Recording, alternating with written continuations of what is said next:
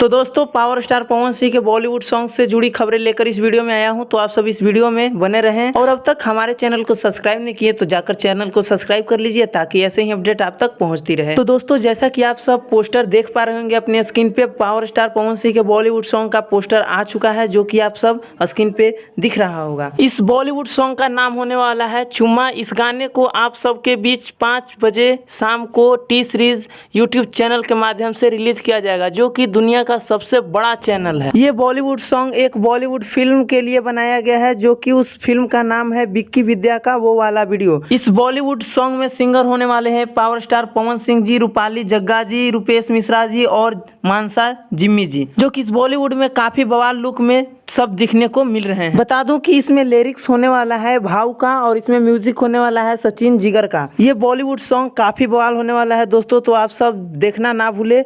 सबसे बड़ा channel T series YouTube channel के माध्यम से आ रहा है। तो आप सबको ये अपडेट कैसा लगा ये कमेंट बॉक्स में अवश्य बताइएगा और हमारे चैनल को सब्सक्राइब कर वीडियो को लाइक करके शेयर जरूर करें। धन्यवाद।